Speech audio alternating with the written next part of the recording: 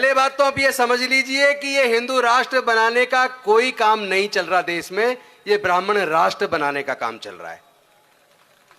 शब्दों के जाल में मत फंसना। हिंदू राष्ट्र इसलिए कहा जाता है ताकि दलित, पिछड़ा, आदिवासी साथ में जुड़ जाए,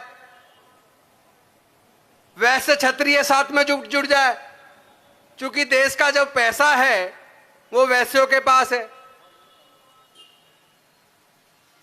उनका भी साथ चाहिए। लेकिन एक सच्चाई समझनी पड़ेगी कि यह सारा काम केवल पिछले 8-9 साल से नहीं हो रहा। अगर आप सोच रहे हैं ब्राह्मण राष्ट्र बनाने की संकल्पना पिछले 8-9 साल से चली है तो आप गलतफहमी के शिकार हैं। यह कार्य लगभग अब से 30-35 साल पहले चालू हो गया था। जिस दिन उन्होंने अपने चिंतन शिविर में इस बात पे चिंतन किया कि जो लोग हजारों साल तक पढ़ाई लिखाई से वंचित रहे, मानवता के जीवन से वंचित रहे, स्वाभिमान के जीवन से वंचित रहे, जब से डॉक्टर बाबा साहब अंबेडकर जी ने इन्हें पढ़ने का अधिकार दिया, रिजर्वेशन से नौकरी में आने का अवसर दिया, वोट का अधिकार दिया, तब से पढ़ने की वजह से इनमें ज्ञान आ गया। और जिसके पास ज्ञान आ जाता है वो अंधविश्वास और पाखंडवाद के रास्ते को छोड़कर डॉक्टर बाबा साहब अंबेडकर के बौद्धमय भारत के रास्ते पे चल पड़ता है। इसी तरह अगर गरीबों के बच्चे, दलितों के बच्चे, पिछड़ों के बच्चे, आदिवासियों के बच्चे पढ़ लिख कर जज, engineer, doctor, collector, scientist, professor बनेंगे तो इनके पास सस्ते मजदूर कहां से आएंगे। उन्होंने देख लिया कि पढ़ लिख कर ये लोग आगे बढ़ने लगे हैं और ये संविधान कहीं ना कहीं इनकी विचारधारा के बीच में बाधा बन गया है। थोल थिरुमावलम जी बिल्कुल सही कह रहे हैं। उनका असली जो दुश्मन उनको दिखता है वो भारत का संविधान उनको दुश्मन के रूप में नजर आता है। वो भारत के संविधान को खत्म करना चाहते हैं और ये शुरुआत उन्होंने आज से नहीं की, ये शुरुआत पिछले 10 साल से नहीं की।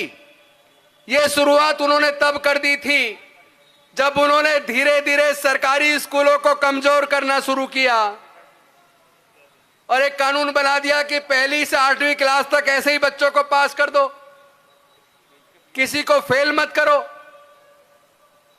अब बच्चा ना हिंदी की एप्लीकेशन लिखना जानता है, नो डिटेंशन पॉलिसी की वजह से 1ली से 8वीं तक ऐसे ही पास हो रहा है। और एक कानून बना दिया 9वीं में एग्जाम देना पड़ेगा, जो बच्चा 9वीं में फेल हो जाए उसे स्कूल से निकाल दो। जब तुमने नो डिटेंशन पॉलिसी में 1ली से 8वीं तक बिना कुछ पढ़ाई लिखाए सिखाए उसको 9th में भेज दिया तो भाई 9th का एग्जाम तो वो पास नहीं कर पाएगा, उसको तो फेल होना लाजमी था। तो ये साजिश उन लोगों ने पहले ही रच दी। गलती हमारे सांसदों की थी। जो लोग पिछले 30-35 साल में हमारे सांसद या विधायक बने, गलती उनकी थी। जब उन्होंने शिक्षा नीति को बदला तो वो चुप क्यों रहे? जब उन्होंने देश के सरकार के सिस्टम को प्राइवेटाइज करना शुरू किया, उसके पीछे उनकी मंशा थी कि इनको सरकारी नौकरी में आने से रोकना है। जो जो भारत सरकार का संस्थान प्राइवेटाइज हो जाएगा वहां अपने आप ही रिजर्वेशन खत्म हो जाएगा। व्यापार में हमारे लोग हैं नहीं, ना इतना पैसा है कि व्यापार कर लें। सब लोग सरकारी नौकरी के चक्कर में लगे रहे। इस वजह से उन्होंने सरकारी संस्थानों को भी प्राइवेटाइज कर दिया ताकि हमारे लोग सरकारी नौकरी में ना आ पाए। और कॉलेज के अंदर जो अपॉइंटमेंट होता है वो इंटरव्यू से होता है। वहां गवर्निंग बॉडी उनकी, वाइस चांसलर उनके, प्रोफेसर उनके, गवर्निंग बॉडी के मेंबर उनके। रिटन टेस्ट होता नहीं, इंटरव्यू लेके सिलेक्शन करना है। यही कारण है जब तक रिजर्वेशन नहीं था, इतिहास उठा के देख लीजिए, जब तक रिजर्वेशन नहीं था ओबीसी समाज के लोग विश्वविद्यालयों में कभी प्रोफेसर नहीं बन पाए। रिजर्वेशन जब तक लागू नहीं हुआ ओबीसी का, तब तक ओबीसी के लोग सिविल सर्विसेज में नहीं आ पाए। चूंकि सुप्रीम कोर्ट, हाई कोर्ट में रिजर्वेशन नहीं है, तो ओबीसी के लोग ना सुप्रीम कोर्ट में जज है ना हाई कोर्ट में जज है। अनुसूचित जाति जनजाति के लोग ना सुप्रीम कोर्ट में जज है ना हाई कोर्ट में जज है। इक्का दुक्का बने, अब तक 4-5 बने शेड्यूल कास्ट के। पहली बार सुप्रीम कोर्ट में 2 शेड्यूल कास्ट जज हैं, पहली बार है। तो मैं ये कहना चाहता हूं कि हम लोग बिल्कुल भी कबूतर, वो वाला कबूतर ना बने जो बिल्ली को देखकर आंख मीच ले और सोच ले जान बच जाएगी। ऐसे आंख मीचने से जान बचने वाली नहीं है। इस लड़ाई को लड़ना होगा। लड़ने का रास्ता डॉक्टर बाबा साहब अंबेडकर बता गए, और कैसे लड़ना, ये सारी स्ट्रेटेजी मैं यहां मंच पे तो बिल्कुल भी साझा नहीं करूंगा। आपने कभी आरएसएस को स्ट्रेटेजी डिस्कस करते नहीं देखा होगा। उनकी स्ट्रेटेजी बनती है बंद कमरों में। बहुजन समाज इसलिए फेल है, हमारी स्ट्रेटेजी बनने से पहले मंच के माध्यम से, भाषणों से ही सारी निकल जाती है। तो हमें अपनी स्ट्रेटेजी मंच पे भाषण में नहीं गंवानी है, अपनी ऊर्जा चिल्ला चिल्ला के लंबे भाषण देके नहीं गंवानी है। हमें रणनीति बनानी है बंद कमरे में, बुद्धि और विवेक का इस्तेमाल करना है। मैं देख रहा हूं आजकल कुछ हमारे नौजवान जगह जगह युवाओं को उत्साहित करते हैं, भाषण देते हैं, कहते हैं गोली का जवाब गोली से देंगे, लाठी का जवाब लाठी से देंगे। अरे भाई, तुम्हारे पास गोली है कहां? कितने लाइसेंस है तुम्हारे पास? ना तुम्हारे पास शिक्षण संस्थान है, ना तुम्हारे उद्योग धंधे हैं, तुम्हारे पास है क्या? लड़ोगे कैसे? और ये लड़ाई लाठी गोली की है भी नहीं, ये लड़ाई विचारधारा की है। विचारधारा की लड़ाई डॉक्टर बाबा साहब अम्बेडकर के रास्ते पर चलते हुए बुद्धि और विवेक से लड़ी जाएगी, काबिलियत से लड़ी जाएगी, दिमाग से लड़ी जाएगी। भावना में बह के लड़ाई को जीता नहीं जा सकता। आप देखिए, प्रोफेसर साहब हमारे डॉक्टर इलियास जी का बेटा जेल में है। अरे वो विद्वान है, जेएनयू से पढ़ा है। न्याय की बात करोगे, शब्दों का हेरफेर करके जेल में डाल दोगे। मैं ये कहना चाहता हूं, जेल में जाने की तैयारी सब लोग कर लो। हम देखना चाहते हैं इनकी जेलों में कितनी जगह है। इनकी जेलें भर जाएंगी और इनके घरों में भी हमें बंद करेंगे तो भी जगह कम पड़ जाएगी। ये न्याय की लड़ाई है, ये समता, स्वतंत्रता, बंधुता और न्याय की लड़ाई है। इस लड़ाई को तो हम लड़ेंगे, क्योंकि हमें दोबारा गुलामी स्वीकार नहीं है। हम जानते हैं जो कुछ हमें मिला है वो हमारी अपनी मेहनत से नहीं मिला। इसके लिए डॉक्टर बाबा साहब अंबेडकर ने अपने 4-4 बच्चे गवा दिए, माता रमाबाई को गवा दिया। क्या डॉक्टर बाबा साहब अंबेडकर की कुर्बानी बेकार चली जानी चाहिए? मुझे शर्म आती है।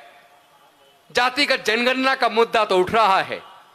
300 से ज्यादा सांसद एससी, एसटी, ओबीसी के हैं। अरे लानत है तुम्हारे ऊपर, तुम्हारी सांसदी पर। अरे आज अगर सारे एससी, एसटी, ओबीसी के सांसद संसद में खड़े होकर कह दे या तो जातिगत जनगणना कराओ वरना हम आज ही रिजाइन करते हैं, यह सरकार कल ही धड़ाम से गिर जाएगी। किस बात के सांसद हो, किस बात के मंत्री हो? अरे सोच के देखो, डॉक्टर बाबा साहब अंबेडकर ने क्या दिया? 1 मैन 1 वोट, 1 वोट 1 वैल्यू। लेकिन तुमने तो शराब की बोतल में, 1000-2000 रुपए में, 10-5 किलो अनाज में अपने उसी वोट को उन नेताओं के हाथों बेच दिया जिन्होंने पूंजीपतियों के पैसे से आपकी वोट को खरीदा, और खरीदने के बाद उन्हीं पूंजीपतियों के हाथ में अपने पूरे देश को बेच दिया, आपके बच्चों के भविष्य को बेच दिया। एक बात मेरी याद रखना, ऑन रिकॉर्ड मैं चाहता हूं, यह सबके पास जानी चाहिए। जो पार्टी जितना ज्यादा पैसा चुनाव के ऊपर खर्च करती है उतनी ही ज्यादा करप्ट पार्टी है, उतनी ज्यादा देशद्रोही पार्टी है। वही देश को बेच रहे हैं जो चुनाव पर ज्यादा पैसा खर्च करते हैं। जितनी जल्दी सच को जान लोगे उतना ही अच्छा होगा। मैं कहना चाहता हूं स्वामी प्रसाद मौर्य जी से, तिरुमावलमन जी से, अब हमारी लड़ाई दिमाग से लड़ने का समय आ गया है। भावना से या भावना भड़का के लड़ेंगे तो जीत नहीं पाएंगे। और अलग अलग पार्टी जो सोच रही है कि हम इनके साथ नहीं लड़ेंगे, तो समझ लेना किसी उसी पार्टी को आप सत्ता सौंपने जा रहे हो जबकि सच्चाई एक और है। 30 सालों में पिछले जिन जिन पार्टियों की केंद्र में सरकारें रही हैं, मैं ऑन रिकॉर्ड कहना चाहता हूं, यह ब्राह्मण राष्ट्र बनाने की शुरुआत उन्होंने की थी। क्या जनता ने कहा था मिड डे मील बांटो? क्या जनता ने कहा था, स्टूडेंट ने कहा था, पेरेंट्स ने कहा था नो डिटेंशन पॉलिसी लागू करो? यह सब हुआ क्यों? एक्चुअली वो नहीं चाहते कि आपके बच्चे पढ़े, क्योंकि जो पढ़ जाएगा वो पाखंडवाद अंधविश्वास से दूर हो जाएगा, वो बुद्धि और विवेक का इस्तेमाल करेगा, वो सरकारों से सवाल पूछेगा, और इन्हें सवाल पूछना पसंद नहीं है। वो चाहते ही नहीं आप पढ़े लिखे बनो, वो चाहते ही नहीं कि आप सवाल करो। इसीलिए उन्होंने केवल स्कूली शिक्षा को बर्बाद नहीं किया, उन्होंने ऐसी रणनीति की कि पिछले 15 से 20 सालों में 1 लाख से ज्यादा सरकारी स्कूल बंद हो गए। ऑन रिकॉर्ड भारत सरकार के आंकड़े हैं, पिछले केवल 4-5 सालों के अंदर 60,000 सरकारी स्कूल बंद हो गए। ये सरकारी आंकड़े मेरे अपने नहीं है, और ये भी सरकारी आंकड़े पिछले 15 से 20 सालों में 1 लाख से ज्यादा सरकारी स्कूल बंद हो गए। मैं एक बात और पूछना चाहता हूं, आज जिनके बच्चे IIM कर रहे हैं, वो जानते हैं IIM के 2 साल की कोर्स को करने के लिए केवल फीस के रूप में 40 लाख से ज्यादा रुपया चाहिए। क्या अनुसूचित जाति, जनजाति, पिछड़े वर्ग और माइनॉरिटी के लोग, 99% लोग, क्या 40 लाख से ज्यादा खर्च करके अपने बच्चों को IIM करा सकते हैं क्या? ऑन रिकॉर्ड चेक कर लो। Bangalore law school, Pune law school, Mumbai law school, national law university, यानी BLLB 5 साल का कोर्स कराने के लिए कम से कम 15 लाख रुपया चाहिए। IIT या इंजीनियरिंग कराने के लिए 1 साल की फीस और 4 साल का कोर्स मल्टीप्लाई करके हॉस्टल का खर्चा, खाने का खर्चा जोड़ के देख लो। एक बच्चे को 4 साल की इंजीनियरिंग का कोर्स कराने के लिए कम से कम 15 लाख रुपया चाहिए। मेडिकल की तो ऐसा हाल हो गया, एक हमारे डॉक्टर BD नकवी साहब, जज साहब है, रिटायर्ड, लखनऊ से, वो बता रहे थे उन्होंने अपने बच्चे को मेडिकल में कराया, 1.5 करोड़ रुपया खर्च हो गया। हमारे SC ST OBC माइनॉरिटी के लोग क्या इतना खर्चा उठा पाएंगे? यहां एक सवाल पैदा होता है, उसको ध्यान से सुनना और समझने की कोशिश करना। ये जो बड़े बड़े संस्थान, बड़ी बड़ी इमारतें बनी, बड़े इंस्टीट्यूट बने, चाहे वो IIM हो, चाहे नेशनल यूनिवर्सिटीज हो, चाहे इंजीनियरिंग कॉलेज हो, IIT हो, मेडिकल हो, इंजीनियरिंग कॉलेज हो, ये सारे कॉलेज सरकारी पैसे से, यानी जनता के पैसे सरकारों ने बनाए, और उसकी फीस इतनी ज्यादा कर दी कि जनता ही अपने बच्चों को ना पढ़ा पाए। तो क्या जनता के पैसे से, टैक्स के पैसे से केवल पूंजीपतियों के बच्चों को पढ़ाने के लिए बड़े बड़े इंस्टीट्यूट बनाए गए क्या? इस साजिश को आप लोग समझोगे कि नहीं समझोगे? यानी आपके हाथ से पढ़ाई को छीन लिया। जो लोग मुफ्त शिक्षा की, कंपलसरी शिक्षा की बात कर रहे हैं, मैं पूछना चाहता हूं, 8वीं 10वीं 12वीं पढ़ के क्या किसी का भविष्य बनेगा? अरे वो सरकारें जो बच्चों की हायर एजुकेशन का खर्चा ना उठा पाए, जो लोगों के इलाज का खर्चा ना उठा पाए, जो यूथ के लिए रोजगार की अवसर पैदा ना कर पाए, क्या ऐसी सरकारों को सत्ता में बने रहने का कोई हक है? पिछले 30 सालों में जिन जिन की सरकारें रही हैं, खुद सोच लेना किन किन पार्टियों की रही हैं। सरकारी किसी भी पार्टी की रही हो, लेकिन वहां योजना बनाने वाले रणनीतिकार जो रहे हैं, उसमें RSS ने अपने लोग प्लांट करके योजनाएं सरकारों के माध्यम से बनवाई, और ऐसी योजनाएं बनवाई जिससे गरीबों के, दलितों के, पिछड़ों के, आदिवासियों के, अल्पसंख्यकों के बच्चों से पढ़ाई छीन जाए, इलाज इतना महंगा हो जाए कि इलाज ही ना कर पाए, इलाज के अभाव में ही मर जाएं। नौकरियां केवल कुछ चंद लोगों के हाथ तक सीमित रह जाएं, यानी कि हमारे बच्चों के भविष्य को अंधकार में डालने के लिए खुद सरकारें जिम्मेदार हैं। और आज ऐसे मोड़ पे आ गए कि हम लोग को चर्चा करनी पड़ रही है कि भारत बचेगा कि नहीं बचेगा, भारत का संविधान बचेगा कि नहीं बचेगा। एक्चुअली भारत के संविधान को वो इसलिए खत्म करना चाहते हैं क्योंकि भारत का संविधान सबको समान अवसर की बात करता है, सबके लिए समता, स्वतंत्रता, बंधुता, न्याय की बात करता है, सबके समान रूप से आगे बढ़ने की बात करता है, सबको समान शिक्षा की बात करता है, समान अवसर की बात करता है, काम के अधिकार की बात करता है। और वो नहीं चाहते कि सबको समान अवसर मिले, वो नहीं चाहते कि सबके बच्चे पढ़ लिख के आगे बढ़े। इसीलिए वो भारत के संविधान को बदल के ब्राह्मणवादी संविधान, ब्राह्मणी धर्म के माध्यम से भारत के लोगों पे थोपना चाहते हैं। और अगर वो इसमें कामयाब हो गए, चूंकि वो काफी हद तक 70% तक तो कामयाब हो चुके हैं। 70% तो जो डॉक्टर बाबा साहब अंबेडकर जी ने अपने बच्चे और पत्नी को कुर्बान करके दिया था वो जा चुका है, 30% बचा है। आप छोटी छोटी दुकानें चलाते रहना, गली गली में सबने संगठन बना लिए। हम ये भूल गए कि बाबा साहब का जो सपना था वो एकजुट होकर तो साकार हो सकता है। गली गली में संगठन बना के टुकड़े टुकड़ों में बट के इस लड़ाई को तो जीता नहीं जा सकता।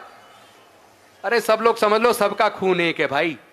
मुझे तो कोई एक एग्जाम्पल बता दो, कोई व्यक्ति गंभीर रूप से बीमार हुआ हो और डॉक्टर उसको कहे कि तुम्हारा बड़ा ऑपरेशन होना है, तुम्हारे ऑपरेशन के लिए कम से कम 20 यूनिट ब्लड चाहिए। मुझे पूरे दुनिया से केवल एक एग्जाम्पल बता दो जिसका ऑपरेशन होना है वो ये कहे मुझे केवल मुस्लिम का ब्लड चाहिए, या मुझे केवल ईसाई का ब्लड चाहिए, या मुझे केवल ब्राह्मण का ब्लड चाहिए। जब जान बचानी है तो कहते हैं कि कोई भी ब्लड डोनेट करके जान बचा दो। इसका मतलब कुदरत ने तो सबको इंसान पैदा किया, चालाक इंसानों ने हमें जाति और धर्म में बांट दिया।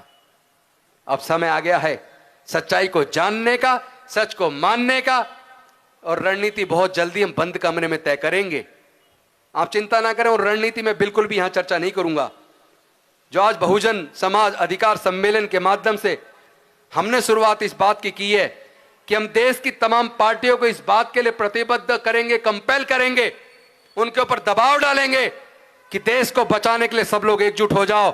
और जो इसमें बाधा बनेगा, जो भी पार्टी इसमें बाधा बनेगी, अब हम लोग उसको बाहर का रास्ता भारत के लोग दिखाएंगे, दलित दिखाएंगे, पिछड़े दिखाएंगे, आदिवासी दिखाएंगे, अल्पसंख्यक दिखाएंगे, और जनरल कैटेगरी के भी जो न्याय पसंद लोग हैं, जो मानवता पसंद लोग हैं, जो इंसानियत में भरोसा करते हैं, जो बराबरी में भरोसा करते हैं, वो लोग भी हमारे साथ आकर देश को बचाने की, देश के संविधान की को बचाने की इस लड़ाई में हमारे साथ खड़े होंगे। और जो भी इसमें बाधा बनेगा, चाहे वो कोई भी पॉलिटिकल पार्टी हो, कोई भी नेता हो, हमारी नजर में वो देश का दुश्मन होगा, देश का गद्दार होगा, संविधान का दुश्मन होगा। उसको भारत के लोग बख्शने वाले नहीं हैं। इन्हीं शब्दों के साथ मैं अपनी वाणी को विराम देता हूं। मैंने 7 मिनट फालतू ले लिए, इसके लिए माफी चाहता हूं। बहुत बहुत धन्यवाद। जय भीम, जय भारत, नमो बुद्धाय।